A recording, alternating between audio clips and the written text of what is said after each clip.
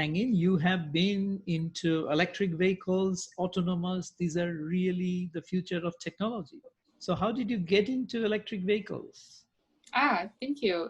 Thank you, Sohil, for having me. It's a big honor. So I guess it all started from 2013 when I graduated from my master degree at Georgetown. So I was studying Master of Public Policy there, which is climate change was a very hot and trendy topic. And the former president of the United States, Barack Obama, actually initiated the Climate Action Plan, which was led by the U.S. government. And the Climate Action Plan was one big part of his administration, the policy that he initiated. So the policy was actually, the plan was actually kicked off at the backyard of Georgetown Public Policy School. So I was there, literally like just President Obama was only 10 meters away from me. As a graduate student from a public policy school, it was definitely one of the biggest challenges that is facing the world that we want to tackle, which is the climate change. So after I graduated from Georgetown, I had a job. I got a job at the World Bank Group. So I was very lucky enough to be able to join the World Bank. I was actually working for a fund that was under a World Bank Group. It's called Global Environment Facility, which is the largest GF, yes. So it was amazing 2 years working there. So many great colleagues, and GF was actually the largest grant and also the facility to invest in climate change mitigation and adaptation to developing countries all over the world. So actually, electric vehicle was a very important transportation. The electrification of transportation was a very large portfolio that GF has in China. Actually, my team was actually the first group in international development to invest in, the electric vehicle in China in Olympics. So that was actually the first group of electric vehicle actually entered China. Those were electric buses. And I still remember that when I was reading the project documents, it was horrible. The cost of an electric bus was actually about $200 million US dollar. That was how high the price was, and I was shocked. I mean, I couldn't imagine how pricey it was at that time. But then after so many years, when I joined at the World Bank at 2013, the price actually dropped a lot. So that proves how much the battery cost actually dropped just within 5 years. So it was quite amazing. So I believe that was when I got really interested in electric vehicle. I believe it is definitely a very prime technology to transform the transportation sector, to lower down the emission cost overall. And also the battery is more reliable in providing very good performance to cars. And I believe it is not only an environmental solution, but it also a technology solution to transportation sector. And also Tesla became very, very hot and trendy at the time. And in 2014, we all know that Tesla released out its first model, that is Model S, I believe, or Model X, which is both a sedan and as a SUV. It was actually rocked the market. And so many young people were purchasing them as an icon, they showcase their status. So I believe I was actually living in the United States at the booming age of electric vehicle. In 2017, that was the time that I decided to go back to China because I've seen so many great opportunities. And I observed this company called NIO. First time I saw the car, I know the company was actually at the CES, the big event in Las Vegas, where I first see the product in the company. And I was saying, oh, shoot, there is such an amazing car designed by China. And I never imagined that China could develop such beautiful electric vehicle. It is a big SUV with 7-seater, brilliant color and interior. So I was really proud of it. I felt like, oh my God, I mean, this could be the Tesla of China. So I decided to, oh my God, I have to go back and join this company and help with this strategy. So I got an offer there. Right now, I'm still helping them with the international and globalization strategy. So yeah, I'm really glad that I'm here. Wow, wonderful. I mean, Sorry, it was a long story. No. But this is very, very inspiring set of saying. So you got into the onset of electric vehicle through GF. Okay, that's fantastic. Mm-hmm. Yes, yes. And now you're doing a global strategy for NEO, right? Yes, exactly, exactly. So my role here at NEO actually changed a little bit. I've been here for 3 years already. Hmm. When I first joined the company, I was actually working for a department called NEO Power, which you can assemble it as Tesla Energy. So Hmm. Tesla have this Tesla car department and also the Tesla Energy department, which is Hmm. providing solution to including solar and also power wall where you can Hmm. do the energy storage for your house, and also Tesla Energy is in charge of the whole charging and supercharging networks, which ultimately going to help Tesla with this zero mission and vision in the future. So NEO has the same mindset of believing that energy will be the next generation of big business in China. So that was very advanced of what the CEO and executive were thinking very big about the energy business. So I started my career there as a part of the strategy team at the NEO Power. So I actually helped them build the charging network, and also we have this unique technology called Power Swap.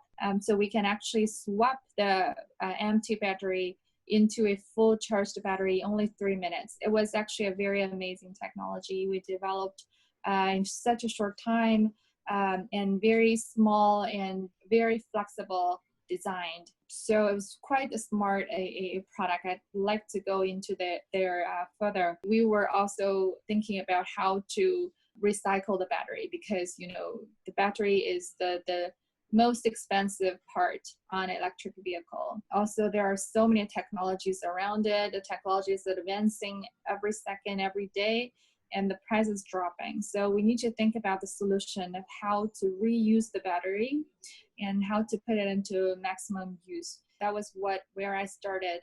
I was also helping NEO with this global partnership with a lot of big energy companies, including Shell and also BP, British Hmm. Petroleum. They are, even though they're a big gas company, but they have a very large team in developing the low emission technology and also partnering up with many low carbon solution provider in the industry. I actually bridged the conversation of CEO of NEO into the senior executive of BP and Shell in a lot of conversations in China. So that was where I started. Actually, earlier this year, I shifted my role into this globalization strategy, because NEO used to only sell cars in China. We did so well in China. We have been selling 50,000 cars in China already, which is groundbreaking for any other Chinese company. No other independent Chinese company ever sold this many electric vehicle in China.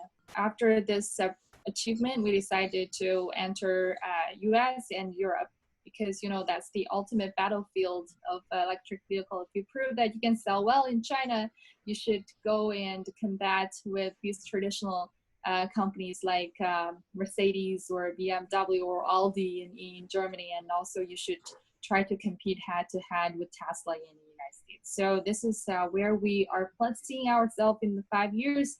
And the company need people who understand public policy, who understands about the business and also car industry. So I'm very happy to be able to jump on this new project with NEO. Wow. Tell me about the NEO cars. How many models you have? You said you just sold 50,000 units, no? Yes, we did. Glad you asked. So far, we have released the 3 models. Hmm. So we started from 2017. That's when we released the first flagship product called ES8. ES Hmm. stands for electric SUV. Hmm. And it is a 7-seater SUV with ultimate performance, 4.4 seconds acceleration rate speed from 0 to 100 kilometer per hour. So it was a very high performance premium SUV that is priced at around 500,000 RMB. I believe that should be about 70,000 US dollar. Premium targeted market, because we have so many intelligent components and parts on the car, which includes autonomous driving. We partner up with Mobileye, which is the leading, I believe, the number one autonomous driving company right now based in Israel. It was purchased by Intel 2 years ago. So we partner up with Mobileye to provide the autonomous solution to all the end users. And also, besides autonomous driving, we have a very intelligent digital touch points within the car. So when you come on up, open the door and come up to the car, you see a little small robot with a round head in the middle of the control pad, and it will greet you and wave its hands to you. Wow. And it will say that welcome to the car. You instantly feel the sense of future when you come up to your car. And there are multiple screens on the car, a big central control unit where you can just use the voice control, and you can say, "Hi, Nomi," and just wave or say hi to the little robot. And it can do everything for you. You can open the windows and turn up and down the air conditioner.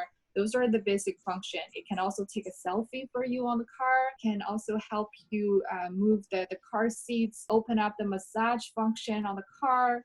And also, importantly, it is there to guarantee the safetyness of your car. And it will observe if you are, for example, you're falling asleep or you're feeling of fatigue and your eyes you can't open your eyes when you're driving. It will remind you to, go pull over and just rest there. The car has so many intelligent functions that you will, once you drive this car, you can never go back to a diesel car. Anyhow, it is so smart. And the third best part of the car is that it is always refreshable. We have this technology called firmware over the air, which is very much like your car. Just consider your car is like an iPhone. So imagine that you purchase an iPhone, but every other month you get upgraded to a newer version. And you feel that your iPhone is running faster and faster. It got better applications, and it got a lot of really interesting functions like touch points and stuff. So the car is the same. Imagine your car is no longer just something you purchase and it will be sitting there and depreciate. It is a car that is refreshing itself every day, every other month. Every unit of the car can become much more smart, and it will become more comfortable when you're driving. I believe this car, it has so many differences comparing to a diesel car. So it's not just an electric vehicle, it's a smart vehicle. That was that's ES8, and then the next year, 2019, we had the ES6, which is a 5-seater SUV. And earlier this year, we released the third model, which is called EC6, which is a coupe, the sporty version of the SUV. So it's really a portfolio of things we are having there. Wow. And these are all sort of, looks like the first one that you described, it's very much like Tesla's Model X, the SUV, right? But Yes, you're right. Much more techie features on yours than Tesla's, because I drove that Model X. Yeah, how do you like it? It's a good car too. It's an amazing car, yeah. I think EVs are amazing to drive, especially when you let go of hands. And I was driving in Sydney, so yeah, on a highway, you just let your hands go and it drives. Exactly. It does so many amazing things for you. Actually last weekend I drove a car to Hangzhou on the highway. It was actually a 2.5 hour drive, but with the autonomous driving, I feel so relaxed.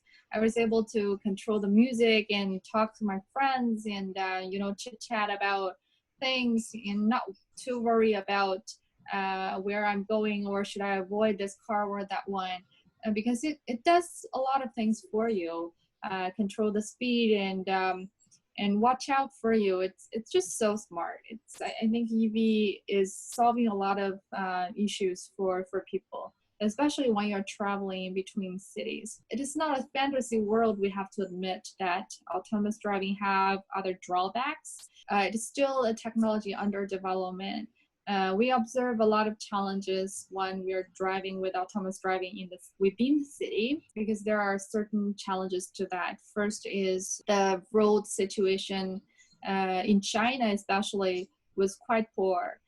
A lot of the roads were with bad signals, misguided labels on the ground, and also so many people are crossing the line, are crossing the street when it's not safe for them, and they just suddenly appear and you have to brake instantly. So there's so many moving parts, and in China they have this electric motorcycle, and so many people have delivery foods on the streets, and those bikes, right? Those bikes were traveling between cars. It's just a very complex road situation that the car has a lot to learn about. It's not perfect in the city yet. But it will get there. And the But it will second, get there. it will get there. Yeah. Yes. Now, how large is the battery on your large car? Is it more than 60 kilowatt It's hour? 100. 100. It's supposed to be 100 next year. Right now it's 70 kilowatt Yeah, hours. I mean, okay. Yes. So now my next question is, typically in a household, we consume 15 to 20 to maximum 30 kilowatt hour electricity consumption. I mean, of course, if you have a very large house and a large swimming About pool right. to heat, Yeah. maybe 50. So if your car can carry 3 days worth of electricity and you are coming, and I'm sure you can charge while you're driving through induction charging, what's the future of electricity grid in your view with a car with such a large battery? Absolutely. I think this is definitely a very important question to answer, and so many people are looking for solutions. I mean, what we are talking about here is actually vehicle to grid, because as you said, that is actually a very big distributed power source on the way. And with more and more cars in the future on the road, you have a lot of actually energy storage units moving on the ground, and they will be charging with the grid at any hour of the day. So ultimately, this would be a big unit for the electric grid. So it actually depends on how we utilize these sources. So V2G, vehicle to grid, is a very important topic for a lot of car brands. Even like us, NIO is constantly looking into the newer technology, and also how the electricity grid and the electricity market is evolving, and how we can participate there as an active player. So I believe every OEM right now is seeking for a better and better solution of V2G. So I believe overall it is definitely a very beneficial thing for the vehicle to be able to support the grid and also to support households. If the household is equipped with a solar panel, then it is already a small microgrid out there, right? You have your solar panel on the roof and you charge your car, and once you come back at the time when the electricity grid is at peak demand, then you don't need to purchase any electricity from the grid anymore. You can just supply your own power from your car. So it's definitely, I believe, a very smart thing to do for the future household. I probably can only say from a car company's perspective that even though this is a very smart and trendy policy we are looking at, there are still some challenges that face an OEM to participate. When you look at the efficiency of the battery, actually, the battery itself, it is designed for electric vehicle itself. It's not actually designed for the grid to supply back to the grid. The efficiency of the battery is best used when it's used on a car. So when you actually pull the electricity back into the electricity grid, there are studies about the overall energy consumption and the energy efficiency. Is probably not the most efficient way to use a battery like that. It's probably best to use if after the battery is utilized on a car, and you maybe apply this battery to other area, like maybe a USP or big energy storage project like what Tesla is doing in Australia and also in Germany. It's probably the best way to utilize battery in an aggregated way instead of having one individual car to charge, because it's really hard to predict when a car is stopping around a grid. It takes a lot of effort to manage that. The second challenge that we're facing is still the electricity market. We know that Germany so far, or Europe and Western Europe, is the most advanced market so far to accept, to reimburse or to subsidize cars that are supplying back to the grid at peak load. However, this electricity market is still not as advanced in China.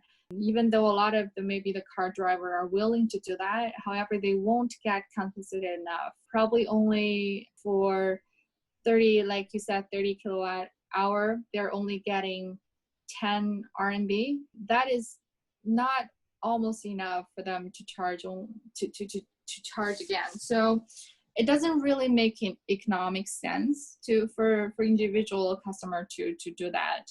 No, but it doesn't make sense based on today's price, right? Yeah, it doesn't make sense from today's price. If I ask you how many cameras you got, you won't be able to answer, right? You have to count how many phone I have got, how many. I mean, 20 years ago, camera was a big possession for a family, right? It was a family asset. You get a camera out on occasions. Now, as cameras have become cheaper, it's everywhere. So I believe in a world that as the battery price falls, say below $50 a kilowatt hour, you will have spare batteries everywhere. I mean, each appliances can come with batteries, your fridge, television, and everything, your car. So on a situation like this, and if the solar power becomes cheaper, electricity is almost very, very low price. We may not have a need to push it back to the grid. I mean, who you are sending it for? Because industry will have large scale power. Most of the houses can have power through their car or from their rooftop solars, no? Yes, I believe there is definitely a tipping point of this whole business model to make sense for individuals and also for the overall market. And I think this involves a couple of variables. Like one, you said, if a lot of rooftops have solar panel, that people can just get zero marginal cost energy from their houses, definitely make a lot of sense for them to get the energy into battery and then get it out at nighttime or daytime. So I think that is one variable. And the second is the battery price. And so far right now, the battery price is just so high that it can only charge for a life cycle, only charge fully for 2,000 cycles. There is actually a depreciation every time when you charge a battery and actually pull the energy out. So there is a tipping point that when the battery prices drop to one place, it doesn't cost you a lot of money to get the energy out for your home supply. So I definitely agree that there is a tipping point to that. We also don't know what time, what is the energy, if there are other better energy solution. For example, maybe nuclear or hydropower is becoming so cheap also that in China, for example, now the coal firing plants are actually produced at a very efficient way. So electricity price can also get very cheap at the time and oversupply in some provinces also. So it's a lot of variables. I mean, in this model. Large hydros are difficult to build. Nuclear, most of the R&Ds moved out of nuclear. So nuclear, I don't think will be able to compete as much with the solar power. And the solar power has already become so cheap now. It's really, coal cannot compete. Coal is gone. Even now, discussion is gas going to be replaced by solar in many cases? That's the discussion. So the world that I'm talking about, when renewable energy has come in a very big way and all our appliances has become super duper efficient, and then the need for a grid, as we know, really diminishes, because if your car has 3 days worth of supply, then you suddenly feel very comfortable, and if you can charge anywhere and everywhere, because solar efficiency will go up. Right now 17%, it will go up to 35-40% very easily in the next few years. What I think NEO as a company is also very actively thinking about this issue of how to balance the grid. It offers an alternative solution that instead of having or forcing people to go back home and plug their cars and feed the grid, they are thinking actually about another solution, which is the power swap station. it is a technology that I think has so many benefits. Not only get your battery swapped in only 3 minutes, but also get also another way to try to balance the grid, because we have right now already 200 power swaps in China, and every day we have over. Imagine now we have 550,000 cars on the ground. Only 1/3 of them are charging, are actually doing the power swap. That will give you about 15,000 cars doing the swap in one day. So it was actually a lot of electricity we carry from the grid and also feed back into the car. So to make it a more sequenced charging, or to make the charging more in order, we actually are able to manipulate the charging time of these power swap stations. So right now what we're doing is that we charge at nighttime.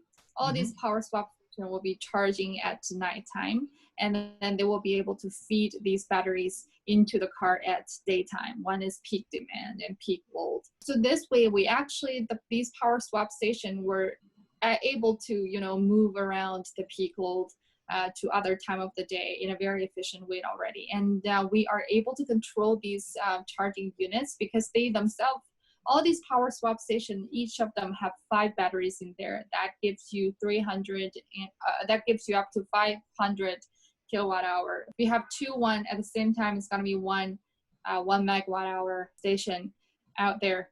So imagine that we have 1,000 out there. Imagine that we have 2,000 out there, one time approach. So that is another smarter way to work around with the grid, instead of, having the car and telling them, oh, you have to be at the grid at 3 o'clock or charge at 12 o'clock in the morning. It's kind of against people's willingness to purchase a car, because the incentive is they want to charge it at any hour they can. They want to access the electricity at any hour they can. So I believe NIO offered a separate solution, which I don't know. We never really compare the pros and cons, but it's a new innovative solution. Yeah, I can see a tipping point as more of your new customers have batteries in their homes. You might say, they might start saying, rather than swapping a battery, can I just swap my fully charged battery at home and take a half-charged battery from you? So it could be, that could be a market as well, that eventually you will start buying less and less from the grid. More people will. Yes, we are. I appreciate you point this out. We're thinking about this, having users sell their batteries to us, the battery that they charge at home with a solar panel, and sell them to us, because there's marginal cost, right, for them, and it's a cheaper price for us. So yes, I really appreciate you mentioned that. And so far we haven't, but it's definitely in the scope. So hopefully it's coming up in the future. Yeah, it's no different from people just growing a little bit of vegetables at home and then realize I've got too many, okay, takes to the farmer's market over the weekend, right? It's no different from that. Or a friend coming for a dinner saying, oh, I have free electricity, why don't you charge your car, right? No, because it's all possible. Technology is there, right? It is. And it totally does. And once I believe the payment and, and everything, it's people don't need to pay money. Probably people just, pay with currency measured in electricity. And it will be. We are talking of the same upcoming language. You know what? I wrote a blog almost 5 years ago, and I had a future mega trends. One of the mega trends were people using kilowatt hour as the currency, because energy is the ultimate currency. Wow, what you just said is amazing. Exactly. So you buy me a dinner and I'll feed you with my full charge battery. So it's possible in the future. Yeah, because and V2V. Yes. Wow. Yes. So we are thinking alike. That's fantastic. Now, what is the future of EVs? I had a view that electric vehicles ultimately will really kill most of our electricity grid, as we know, because peak of peak is a concept we created because we could not store electricity. Evening, everybody wants electricity, so that's peak. But if all our appliances are built in batteries, like your computer or a mobile phone, You may be using your computer in the evening a lot, but it doesn't create a demand in the evening because it has its own battery. So if your fridge, television, air conditioner, all the things at home had batteries built in, then the concept of peak is almost gone, right? Because it's a trickle feed. And then if you have your trading going on, if my electric car has 100 kilowatt hour battery fully charged, or maybe 500 in future, and you need few kilowatt hour, I can just trade it to you, right? Like you do airdrop on your phone, one photo from one phone to another phone. All these things should be possible, no? Okay, I'm trying to better understand this question. No, and I'm saying if you could take a kilowatt hour from one car to another car, so electricity trading becomes, kilowatt hour trading becomes a much easier, right? I have a car, I have it 100, you need 20, I can just trade it to you, right? Of course. How does that change the electricity industry in a dramatic way, no? Well, that's a very, very good question. I haven't really thought it through. I mean, yes, to answer your question, I believe there is no, when the electricity is flowing freely in between all the appliances. It's no longer just a unilateral direction, just from the grid to appliances. It will be between appliances. It will be a lot of machine to a machine flow of electricity. A lot of people have been saying that in the future there's so many flow. There are cash flow, just or currency flow. There will be data flow. You know, all these right now machine and machine are communicating with each other, and there will be also energy flow. And I definitely believe that there will be more and more electrified devices going on today. Imagine your iPad or iPhone. People are living off cord these days every day. So to the electricity market, I mean, right now it's still we're relying on the grid to provide us with you know, these power plants generated power. But if in the future we have more and more distributed energy sources like solar panel or like small wind power or microgrids, then will be a more flow of electricity market between people and people's I don't know. I mean, it's gonna be an amazing world to me, but I so far haven't really thought about. I mean, the good thing about data flow, thinking about it, is that you don't really need a cord to connect to cars, right? And it's not possible for you to transmit electricity from one machine to another machine without a cord nowadays. I mean, they just started, I think yesterday, New Zealand started a piloting transmitting electricity over distances without cable. I can send you the link. I mean, we can do that now. I mean, the car, imagine your phone can charge wirelessly. Yeah, you can do the induction charging. No, but this is over distances.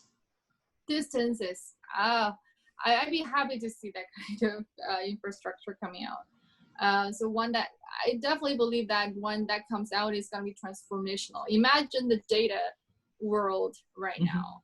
It's totally a big. I mean, the data could be the new currency, the newer currency comparing to energy. Right now, instead of country. Well, imagine what happened to TikTok right now, right? The America is so afraid that TikTok gonna carry away so many data out of the United States and ship it back to China for analysis. All of the machine are talking to machine, and people are talking to AI robots, and AI are talking to other AI robots. There are just so many data flowing around. And instead of, you know, paying cash in the future, people are paying digital currencies. So it's a lot of digits and data flowing around. But I would definitely also like to see, I believe energy should be the next new currency upcoming, that people are trading electricity, people are giving electricity, giving energy to each other in the future.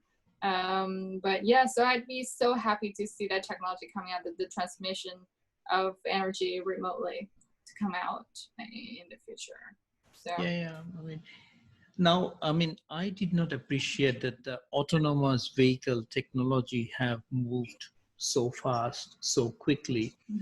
So what's the future on this? Will autonomous look like in 5 years' time? Because it will have a huge societal ramifications, right? To have access Yeah. to. I mean, this is definitely a great, this is actually definitely a great question. So let me think about it. So give me 1 second and see how I can structure this.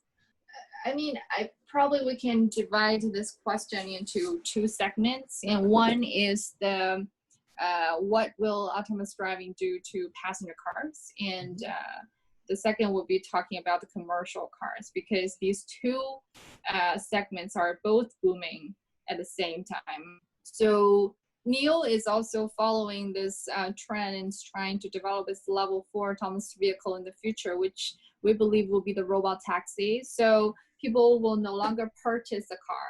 So they can anytime, anywhere rent a car to their house and will drive them anywhere autonomously. And you don't have to own your own car, because the car will drive and send it to you. It's just a tool. So the ownership of a car will be totally transformed in the future. There are just so many robot taxi out there. They can rent freely and take a hourly ride or take a 3-hour ride from one place to another. So, and you will be able to park it anywhere, because it will go find its own parking on its own. So you can just hop off and just leave. It's just so convenient that you don't have to worry about losing your car or can't find a parking space, can't find spaces. So it's going to be the ultimate optimization of transportation and also smart city. And also in the autonomous driving world, there are going to be more and more, just like we said, communication between machine and two machines. In the future, it actually highly relies on the development of the 5G network right now, because in the future, it's no longer going to be individuals, you communicating with your own car, you controlling your own car. It's going to be all the other cars controlling your own car. Why? Because think about it, if in the future, all the machine artists, they are all coexisting in one network. For example, if there's a traffic, in one road, all this car will be able to send the data up to the cloud. And if everybody's in the same network, then all the other car will get the data instantly and saying, oh, there is a traffic jam in this road, and I better change my course. I better change my route to a different route. So it's going to be a lot of machine calculation between each other, and they're optimizing their own route. So individual will no longer be the decision maker. You won't be telling what your car is doing. The car is going to tell what you are doing, you need to do. So people will be very much get a lot of burden off themselves, that they no longer need to calculate and open your phone and look at what is the best route. You don't have to do that. All you have to do is just sit in your car and wait for the arrival time of your destination. So I mean, human being will have so much less work to do to deal with analysis of data. It will be all the analysis of the machine itself. I believe this is the passenger car industry have so many exciting things going on. While at the commercial car area, there is also a lot of interesting things going on. And right now we have in China, the traffic. There are a lot of traffic accidents on the highways. And every time when I was driving on expressway, I see accidents, especially at late night, because there's so many truck driver in China that are, driving overburden, and they are driving long hours, exhaust themselves. So it's really not safe for a lot of Chinese driver. But with autonomous driving right now, actually we see the fastest development was actually in commercial trucks. So all these trucks were able to, it takes many years and a lot of money to train a very matured truck driver. But right now you instantly have so many matured truck driver at the same time, and they will be able to move around, optimize, drive 24 hours a day. So the logistics industry will be booming very, very very fast because you save the money of the driver cost. You will be able to do 3 shifts or 2 shifts. You don't have to do all those shifts. The car can operate 24 hours a day just for business. So, well, in the future, I believe human being only need to think about like what you want to do for the day and no longer need to worry about what kind of vehicle you want to drive and where to park your car. Is going to be the ultimate optimization of time and also resources. So it's almost like we are all now in COVID lockdown, right? All you have to think what I'm going to do next because your opportunity is limited. So the electric car, it will be just opposite. You have too much opportunities. You just have to think and Yeah. optimize. Yes, exactly. I mean, So, we probably no longer need to do the analysis for yourself. You have so many assistants for you at the same time and competing who is the smartest to give you the best solution. so how you're managing with COVID? You don't have any lockdown in China anymore, no? No, we don't. Actually, we go to offices just very normal. Actually, it returned back to normal starting from April already. So I guess it's we were all kind of feel bad about COVID-19 happened in China, but it's actually the first country that recovered from the disease. So people are returning back to offices as normal and also go out as normal. But I believe there are still a lot of behavior have changed after COVID-19. In mobility, especially that right now people are more and more dependent on, driving on their own instead of taking public transportation.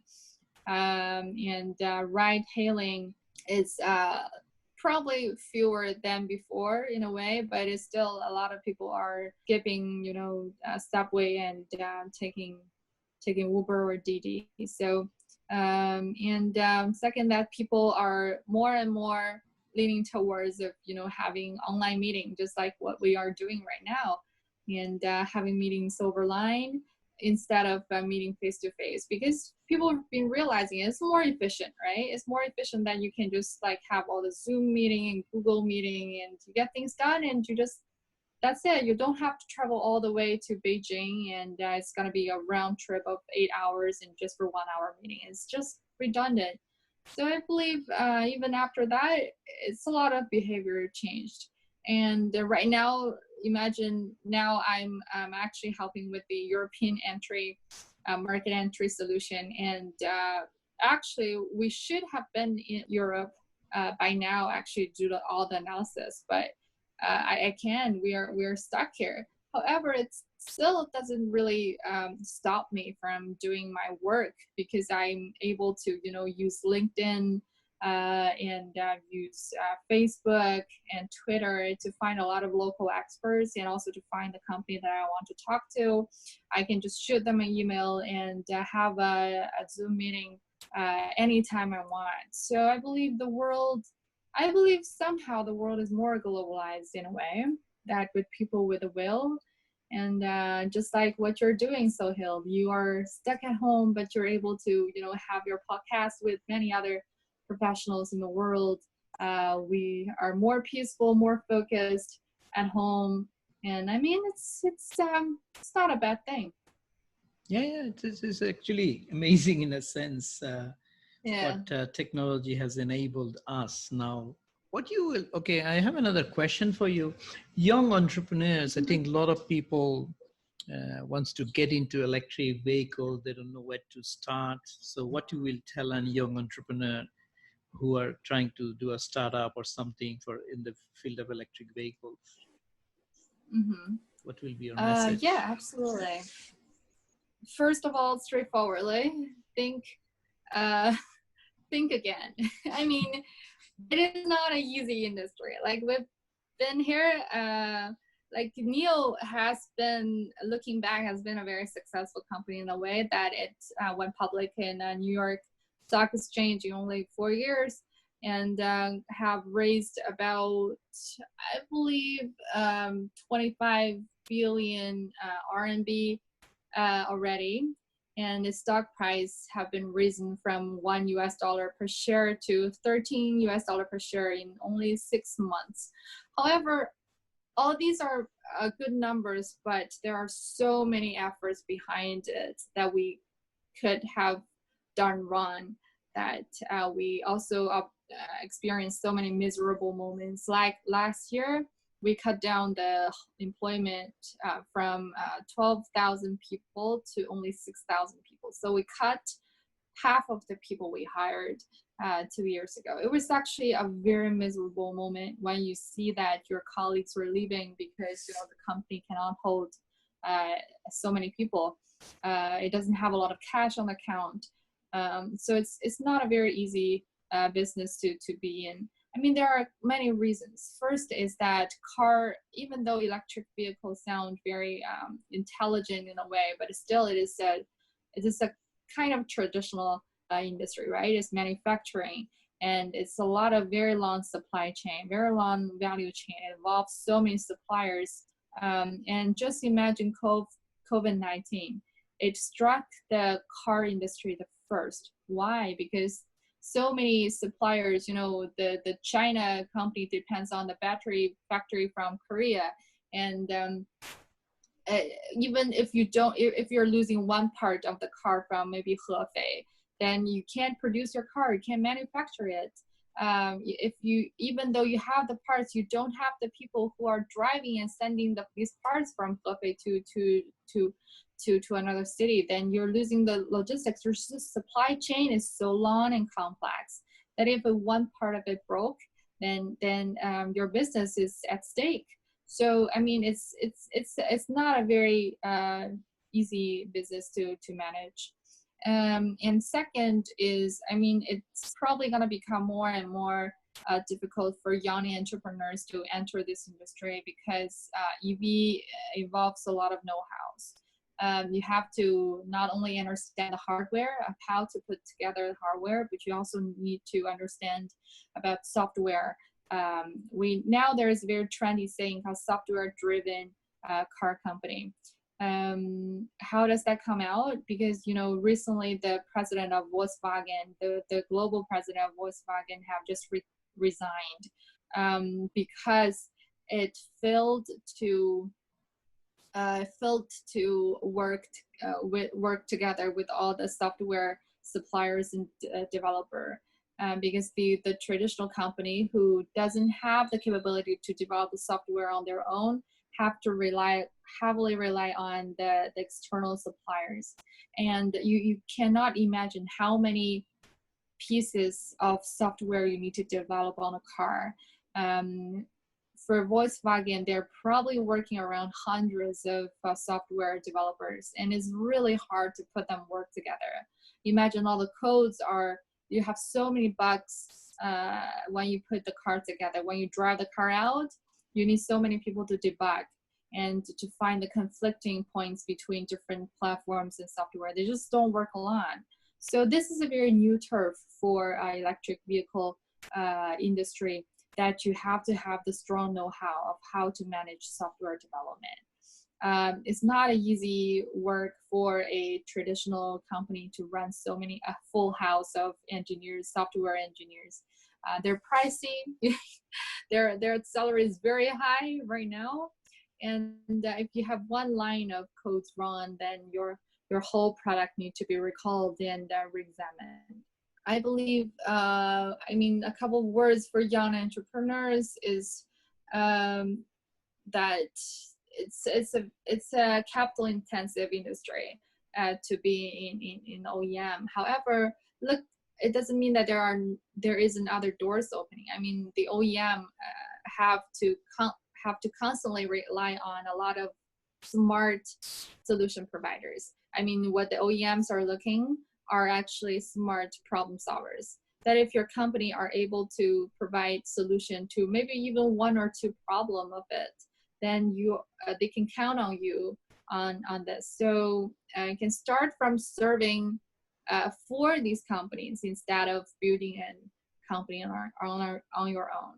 And there's so many so many aspects you can think of: artificial intelligence, big data management, building digitalization for these companies, and also maybe just provide general strategy consulting for these companies would give you very good ground and platform to be involved in this advanced industry. Thank you, Hangin. Yeah. That's fantastic. I think that's a very good advice. I didn't appreciate the importance of software is coming up so high already. It does. It does. Well, Thank you I very appreciate it. much. Well, thank you for the opportunity to have me. No,